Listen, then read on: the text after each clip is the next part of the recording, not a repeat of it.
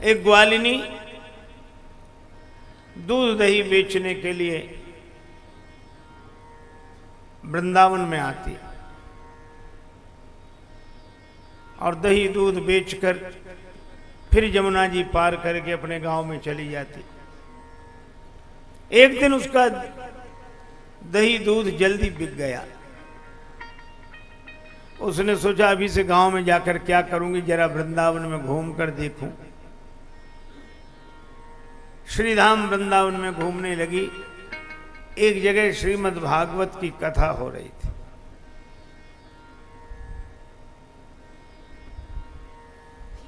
श्रीमद् भागवत की कथा में बैठ गई। बड़े भाव से भगवत चरित्र श्रवण करने लगी। तब तक व्यास जी ने कहा, भटक रहे हो संसार में, कर कर भ्रष्टाचार, भवसागर से जीव यह कैसे जावे पार। तनवल धनवल बुद्धिबल, सरे न एक काम। एक बार मुख से कहो, जय श्री राधे श्याम।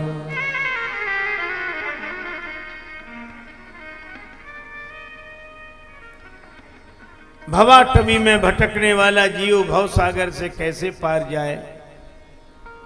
तनबल धनबल बुद्धिबल इनसे काम नहीं बनता।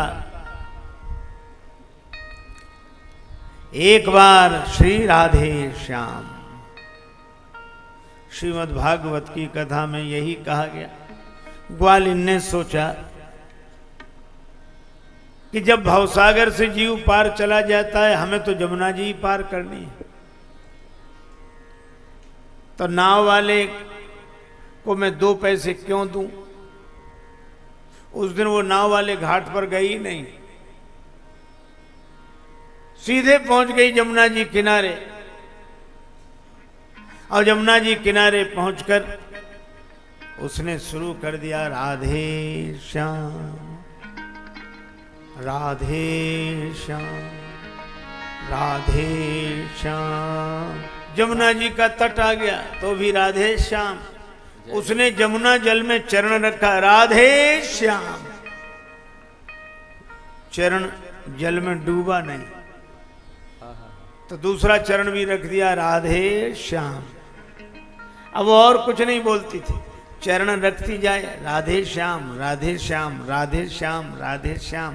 एक चरण रखे राधे श्याम, दूसरा चरण रखे राधे श्याम, राधे श्याम राधे श्याम राधे श्याम करते हुए जमुना जी पार कर गई।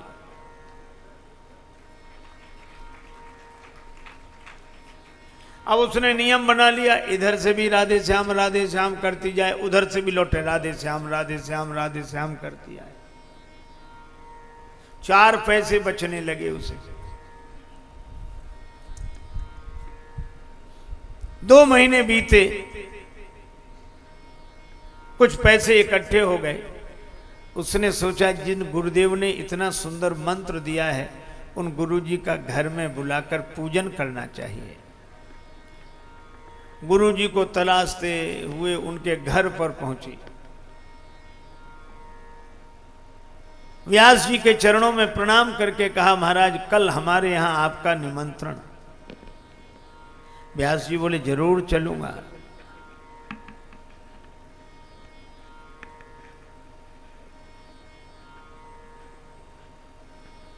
दूसरे दिन वो लेने आ गई। व्यास जी पहले से ही तैयार थे, घड़ी छड़ी चश्मा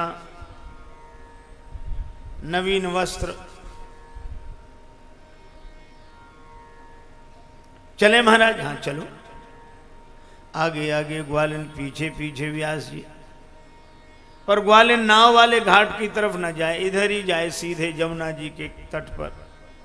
व्यास जी बोले, बेटी नाव वाला घाट तो उधर है, महाराज आप इधर से ही आइए। व्यास जी ने सोचा कि इसने कोई वहां इंतजाम कर रखा होगा, छोटी मोटी डोंगी नैया का कुछ इंतजाम किया होगा।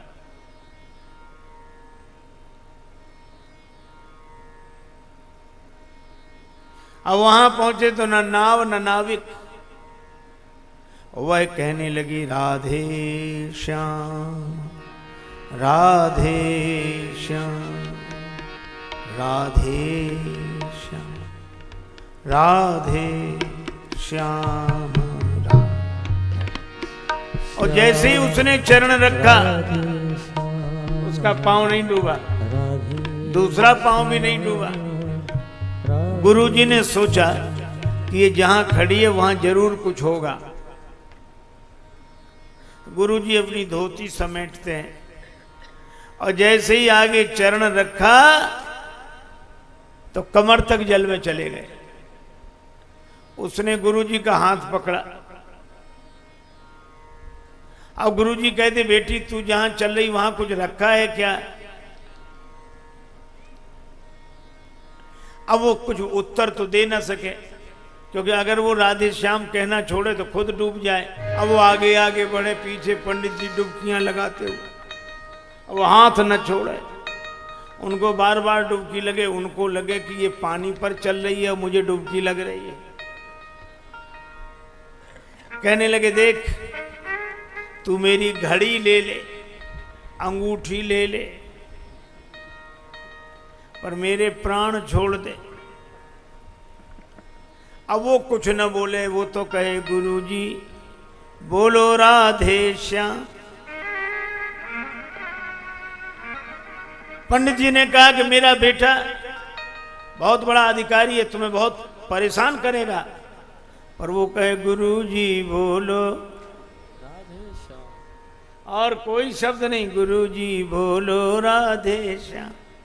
अब पंडित जी ने, व्यास जी ने समझा ये कोई जादूगरनी है। व्यास जी बहुत घबराए हुए, पता नहीं घर ले जाकर क्या करे। पर वह घर ले गई, नवीन वस्त्र दिए, व्यास जी ने स्नान किया, सुस्वाद व्यंजनों से भरा थाल आ गया, भोजन कराया, तिलक किया, आरती पूजा की। गुरुजी समझ गए कि पता नहीं ये खिला पिला के मारेगी, क्या करेगी। खिला पिला के मारेगी। लेकिन जब सब अनुकूल व्यवस्था देखी तो गुरुजी बड़े प्रसन्न हुए और उसने जब चरणों में प्रणाम किया दक्षिणा देकर, तब गुरुजी सोचने लगे कि बेटी ये बीच में जमुना जी पार करते समय तुम्हारा पांव तो नहीं डूबा, मैं पूरा का पूरा डूब गया। क्यों?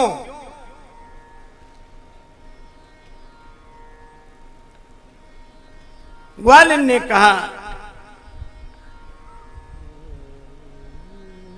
तन को धन को सुत संतति को अभिमान भरे अपने मन में, यदि प्रीत प्रतीत करे प्रभु सो तो नर क्यों न विनीत तरे छिन में।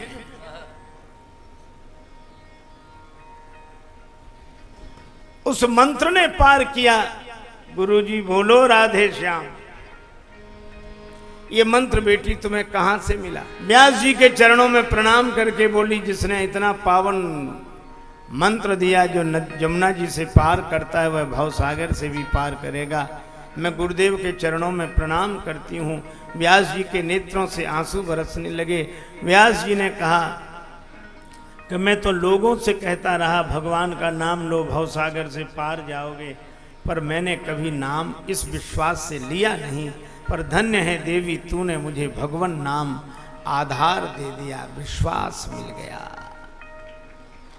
यह है भगवान नाम की महिमा।